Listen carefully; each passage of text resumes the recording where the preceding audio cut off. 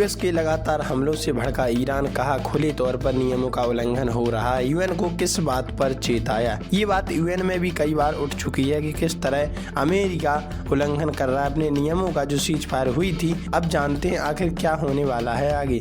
Iran ने धमकी दी है कि अगर यूएस की तरफ से किए जा रहे नियमों के उल्लंघन पर किसी भी तरह की कार्रवाई नहीं की जाती तो इससे दुनिया के लिए लंबे समय तक गंभीर नतीजे हो सकते हैं। ये बात सभी देशों पर अप्लाई होगी और यूएन अगर बात नहीं करेगा अमेरिका से तो बाकी देश भी इस बात पर अड़ग रहेंगे कि क्यों ये विरोधाभास है। अमेरिका के राष्ट्रपति डोनाल्ड ट्रंप की तरफ से ईरान के साथ शांति समझौता को खत्म करने की घोषणा के बाद से पश्चिम एशिया में लगातार बारूद की महक आ रही है।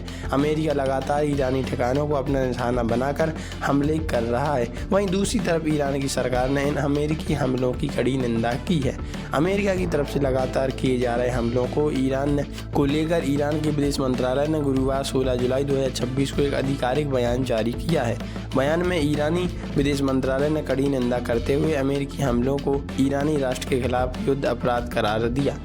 अमेरिकी हमलों पर ईरान ने क्या कहा? ईरान के विदेश मंत्रालय ने कहा कि अमेरिका ने इस्लामाबाद समझौता में MOU साइन किए, उसके तहत इन वादों का उल्लंघन किया जा रहा है। इसके साथ ही ये हमले संयुक्त राष्ट्र चार्टर, UN चार्टर और अंतर्राष्ट्रीय कानून के मूल सिद्धांतों का भी खुले तौर पर उल्लंघन कर रहे हैं। मंत्रालय ने कहा ईरान अपनी संप्रभुता और क्षेत्रीय अखंडता की रक्षा के लिए उपलब्ध सभी तरह के साधनों का इस्तेमाल करेगा।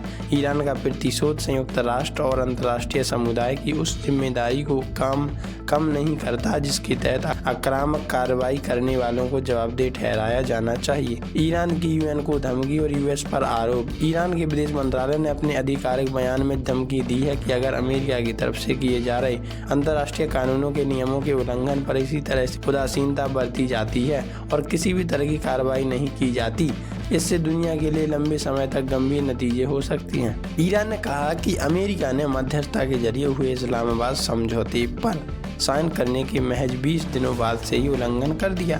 तेहरान ने आरोप लगाया कि वाशिंगटन ने इस्लामाबाद समझौते के कई प्रावधानों उल्लंघन करते हुए उसके खिलाफ फिर से आक्रामक कार्रवाई को अंजाम दिया और इसके कदम के जो भी नतीजे होंगे उन सब की जिम्मेदारी अमेरिका की होगी।